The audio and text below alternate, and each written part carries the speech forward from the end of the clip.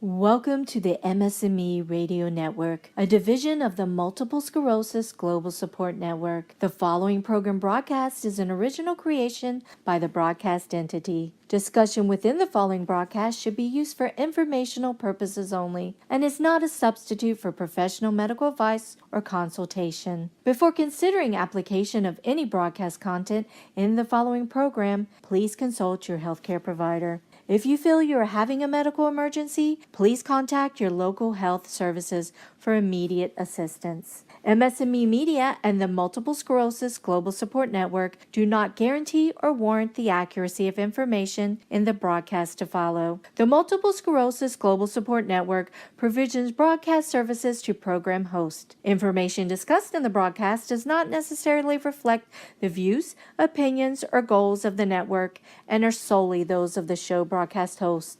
Should you wish to host a broadcast, please visit our website at msmemedia.com and submit a request to become a program host. We thank you for listening to the MS&Me Radio Network. Enjoy the show.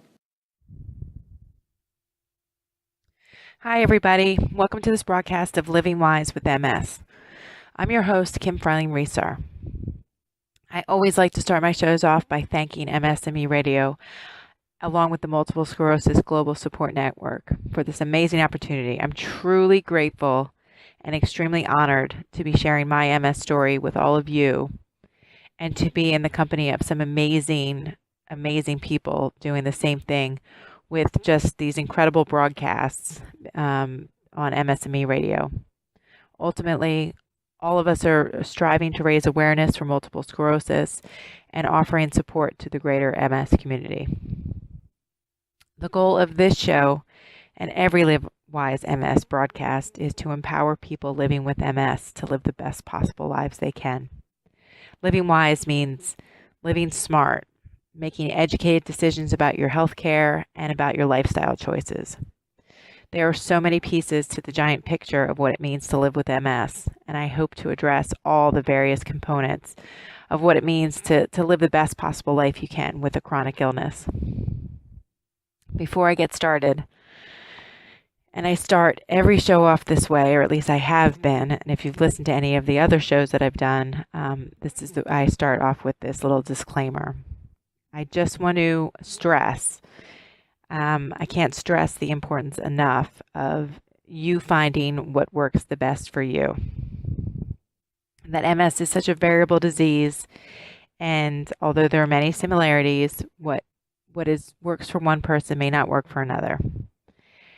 I know there are tons of people out there on social media, through the internet, sharing experiences and stories about MS, which is amazing, which is awesome. Lots of good stuff coming out of that. But I just caution people to take what other people say with perspective, and to take it with a grain of salt and take it with perspective as far as that what worked for them, that's great. They have their opinions, but you really need to focus on you. You need to find what works for you and focus on that, and try to not take what others say. So and don't take it to heart. Let's put it that way. Don't take it as gospel. You find out what works for you, and you concentrate on that. And I think that that's a big part of finding ways to live successfully with multiple sclerosis, or any chronic illness for that matter, is finding what works for you and sticking with that and concentrating on you. Having said that, today's broadcast, I'm going to talk about my experiences with disease-modifying therapies, also known as DMTs. I've touched on this in previous broadcasts and in the past, and if it's not obvious, I'm a big supporter of DMTs. I'm a big fan of DMTs. I credit these disease-modifying therapies a lot with how well I'm doing with MS, and the fact that I'm 14 years in and I have not progressed to the next phase of MS, that I'm still relapsing, remitting, and I'd have to say in a great spot with my health right now. There have been studies that have shown that early and continuous treatment with one of these disease-modifying therapies results in better patient outcomes, better life with MS.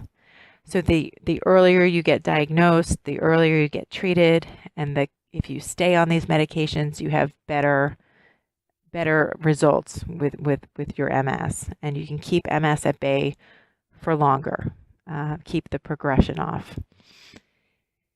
Now, having said all that, I know there's people out there who are against DMTs for one reason or another, that they prefer not to take them. I know that some of them can come with horrible side effects, and sometimes people are more affected by it than others. And I'd have to say that, that's their choice. If that's their decision, if they decide not to take a DMT, they find something else that works for them or is perceivably working for them, then I say go for it. If it's working for you, you feel good, continue with it. But I do also have to caution that I've also heard people's stories through social media and other venues who now regret not taking a DMT when they could have. That they decided not to, they opted out of it, and now their disease has progressed, and there's not as many options. There's only actually one option on the market right now for secondary progressive. So I don't want to say it's too late for them, but they've also they missed that opportunity to hold off the progression. They decided not to take the DMT, and now they regret it. But again, it all comes back to personal decision, personal choice. Today, I'm going to talk about my personal experiences with DMTs. And I'm in no way, and again, this comes back to a disclaimer, I'm in no way endorsing one DMT over another. I think that lots of people have had success with all the different options that are available right now. These are just my experiences with 3 medications. And again, if you choose not to be on a DMT, that is your choice. But I would highly recommend trying a DMT and keep trying DMTs until you find the one that works best for you. Because again, you never really know what's going on inside. You might feel good, you might feel healthy, but there might be activity going on inside either your brain or spinal cord, and you have no idea. I know even for myself, I was having a relapse and I didn't even know it. I just thought I was just overly tired, extremely fatigued, and the MRI showed up that I was actually in an active flare. So you just never know what's going on, and taking those DMTs is kind of an assurance, or an insurance, I should say, that you're doing all that you can to hold off the progression. Now, taking DMTs doesn't necessarily mean that you're not going to have a flare or an exacerbation. They still can occur while you're on a DMT. But the goal of these disease-modifying therapies is to hold off the progression for as long as possible, to keep people in a relative state of calm as best as they can, to extend the time between relapses, and hopefully prevent further damage from happening. Now, I've touched on my personal experience with DMTs in the past, but I haven't touched in length about it. So today I'm going to touch or talk about the 3 DMTs that I've been on in the past. I was diagnosed in 2003, and in 2003, there was only 4 disease-modifying therapies on the U.S. market that were approved for multiple sclerosis. All of them were injectable medications. When I was diagnosed, my options were Copaxone, Rebif, Avonex, and Betaseron. Now, when you're first diagnosed, as many of you know, there's a lot of information thrown at you. You've got a lot of things to sift through, a lot of just learning what it means now, what this living with MS means. And one of the things that gets thrown at you is all the information about the disease-modifying therapies. I can imagine now it's probably even more overwhelming since there's so many options. But at the time when I was diagnosed, I was handed 4 different patient education material pamphlets about these 4 different therapies. Of course, all of them were injectables. They all had different side effects. They had all different administration as far as when they were taken. And uh, I, when I went through all these different choices, exploring those options and talking to my neurologist, and I leaned heavily on my neurologist's recommendations at the time because I didn't know what I was dealing with. And I also, like I said before, I'm dealing with a ton of information that I have to sift through. So the first DMT that I went on was a once a day Copaxone. And now looking back and hearing stories and stuff, I think that that's a big first round go-to drug that a lot of neurologists prescribe. Now, I don't have medical knowledge, me saying that, it just is how it appears to me from talking to other people with MS. So I went on Copaxone. I had the home health nurse come in and show me how to give injections both with the auto injector and administrating without the auto injector for any reason if I decided to go and just inject without it. That was kind of a surreal moment for me and kind of a reality check there when she came to the house and showed me how to do it. But, that was my new reality. That was what I had to accept. So in 2003 to 2005, I was on Copaxone. I went off for about a year and a half to have my first son, and went back on it when I relapsed about 6 months postpartum. And then I was on Copaxone from 2006 to 2008. So within 5 years, I was on and off of Copaxone. Now, I have to say, and I'm not sure if it was the time that I was in my diagnosis, when I was in the early stages still of coming to grips with what it meant to live with MS. I don't know if, I was in my late 20s. I don't know if my mindset was taking it seriously. I'm not sure, but I wasn't good at taking the daily medication. I wasn't good at taking the daily shots. I would often skip days. And in fact, if I took 5 a week, that was a good week. So I wasn't sticking to the medication administration. I would have the lumps, the bumps, the bruises, the dents in the skin with Copaxone. And looking back, I mean, that's a cosmetic thing. It's not really that big of a deal. I mean, they were annoying, but I would deal with them. But like I said, I was in a stressful period in my life, and I'm saying this because I don't want anyone to think that Copaxone wasn't effective. It was working for me, but I also wasn't following I wasn't taking it every day. I was in a very stressful time in my life, and I was still having activity. So with Copaxone, I was probably relapsing, maybe every 6 to 9 months. So it got to a point where, and who knows if the other factors played a part in it, but it got to a point where we had to talk about switching medications, trying something new. So the next drug that I tried was Rebif. And that definitely seemed to work better for me. At that point in my life, it was 2008. I had my oldest son was a toddler at that point. I could definitely adhere to taking the drugs 3 days a week. It was much more manageable for me. I don't feel like I missed any medications or any medication days. I was very good about taking it 3 days a week, didn't skip any doses. I would have flu-like symptoms with Rebif, but it did, as the years went on, that side effect became more manageable. And what I would do when I would experience it, I would always take my injection at night, and I would take a nighttime leave before I injected, and then I would sleep through the flu-like symptoms. So I found Rebif to be much more manageable for me. But again, I don't know if it was time and place. My life was becoming less stressful. I was at a different point in my life, and I was taking the medication as it was prescribed. I did go off the Rebif at some point when I was trying to conceive my second child, and then I went back on it about 2 months postpartum. Now, on Rebif, I did experience relapses, but they were fewer and farther in between. In fact, I would say maybe I had 2 flares while I was on it, and one of them being postpartum with my second child.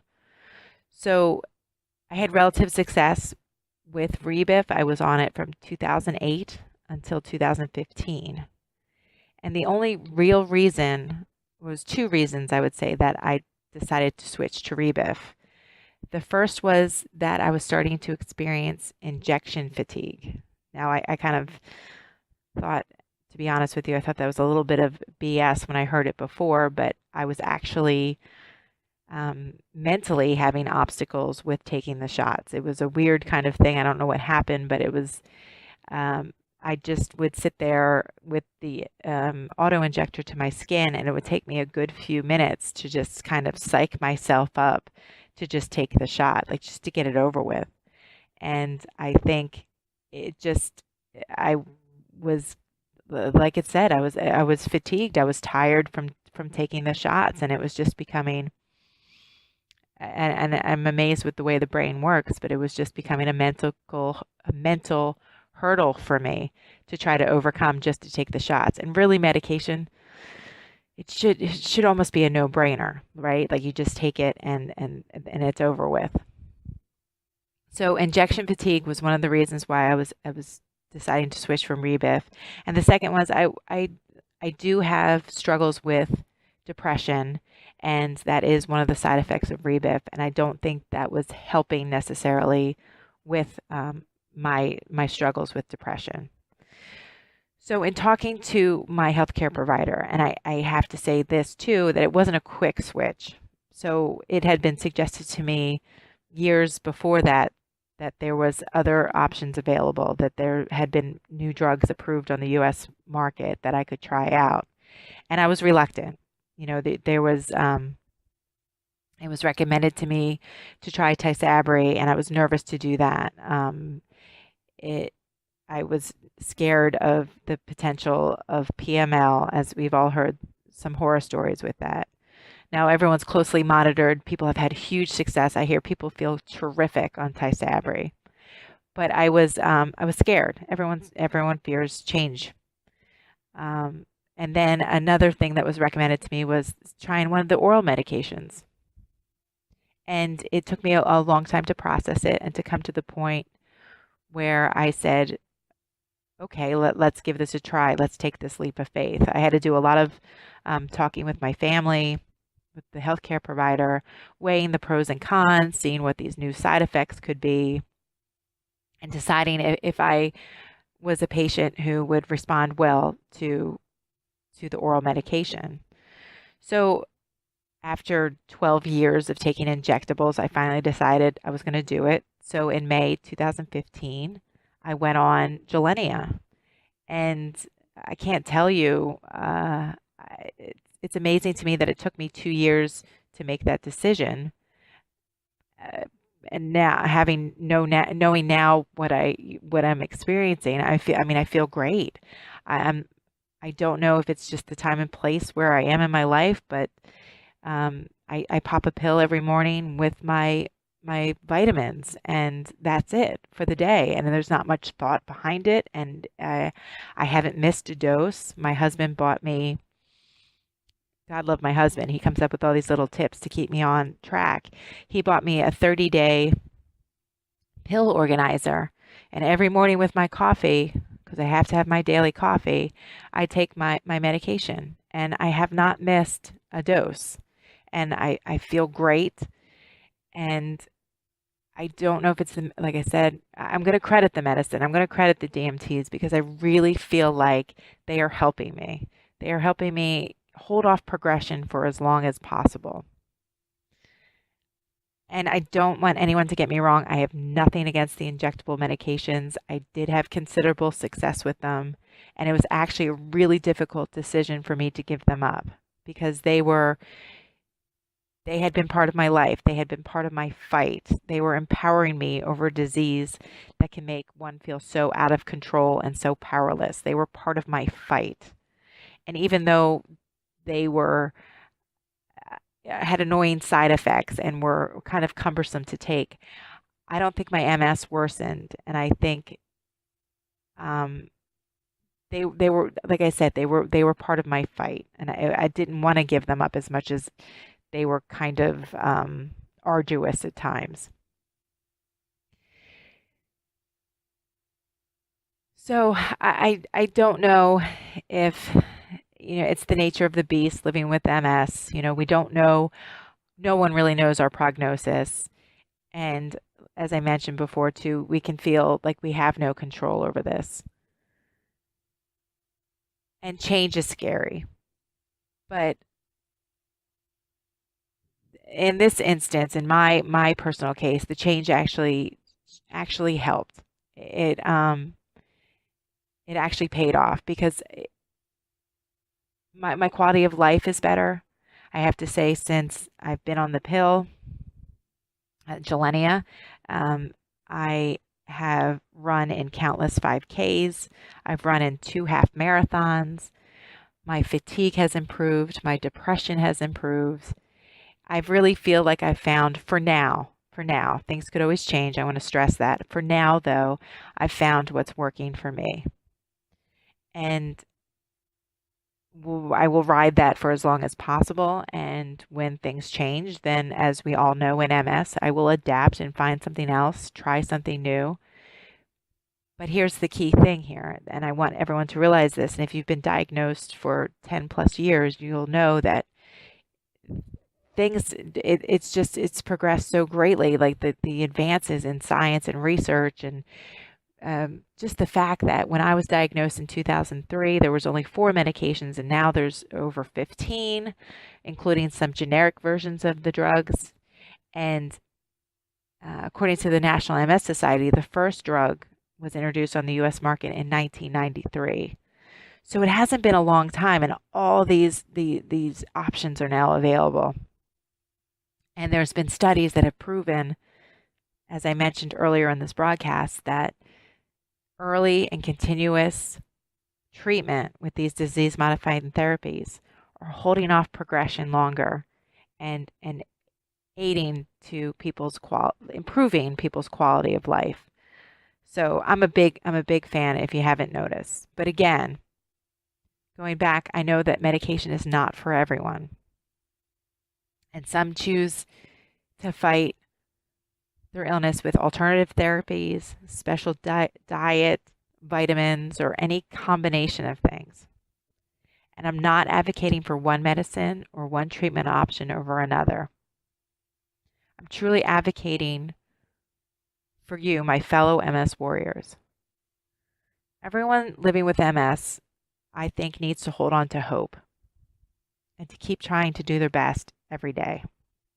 We need to listen to our bodies. And most importantly, as I always stress, we need to find whatever works best for us.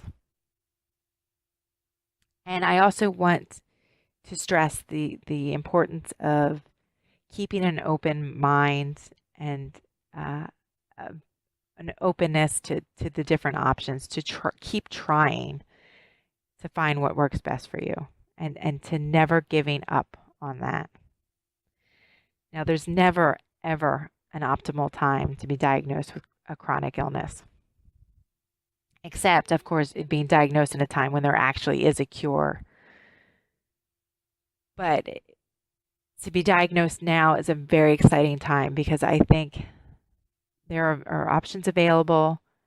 People with MS are living longer, healthier, more fulfilling lives. And we have, just with these disease-modifying therapies and all the education that we have available to us, we have just such a better chance of holding off the progression for as long as possible and really, truly living successfully with the disease. Now, sometimes I wonder what the long-term effects of these medications are having on my body. But then you can't think of that. I can't think that way. I concentrate and focus on the long-term benefits of what these medications are preventing my body from becoming.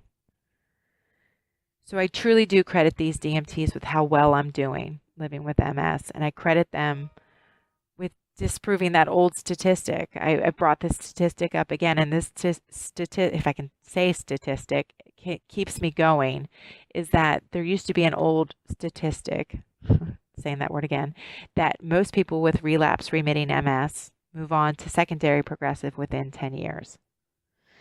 Now I'm 14 years in, and I would say I'm nowhere close to secondary progressive. I like I said before, I do really credit these DMTs with holding off that progression and with doing so well. Now, in conclusion, this is just my personal experiences with 3 different DMTs. I do think I had considerable success with the first 2, but for whatever reasons, what was going on in my life, how the disease was affecting me at the time, I had to switch it up. And I think that is not a bad thing. I think we need to find whatever's working for us, and not only just for the disease, but for our lifestyle as well. For me, taking the pill once a day fits into my life right now. I've got 2 fairly young children, and to keep up with them and to keep up with, I've a full-time job and just the household and everything that I'm doing, that once a day pill worked with my lifestyle, and I'm keeping up with it. I'm taking it when I should. It works for me right now. And like I said, I might need to adapt or change down the road. We will see what happens. No one knows. But for now, it's working for me. And I can't encourage you enough to just be open to these options, and to not be scared to try or to switch. And whatever you decide to do, just make sure it's working for you. Talk to your healthcare practitioner and hold on to that hope. Can't stress that enough. I think that's what keeps us going. That's what keeps us strong. I really, really believe we will find a cure for MS in my lifetime. So, on that note, I hope you join me for future Living Wise with MS broadcasts. You can also find me on livewisems.org. It's a great patient and caregiver resource site brought to you by the International Organization of MS Nurses. All of the articles and content on livewisems.org are reviewed and approved by MS nurses, which I think is great. It gives you that stamp of approval by a healthcare practitioner. You know you're getting trusted, evidence-based, good content that is reliable and trusted, like I said. You can also find me. I manage the LiveWise MS social sites. We have sites on Facebook, Twitter, LinkedIn, Google Plus, and Instagram. So I'd love for you to find me on those venues. Follow us on them. Contact me through them. I'm the one that answers all the emails and tweets and whatnot. And you can email me at editor@livewisems.org. I would love to hear feedback or comments, questions, whatnot, but keep it somewhat positive. I'm not good with negative comments. So, but constructive criticism, that's what I'm looking for. I hope, again, you join me for a future Living Wise with the MS broadcast. And until next time, I hope you all stay positive, healthy, and strong, and hold on to that hope. And we will talk next time on Living Wise with MS. Thank you.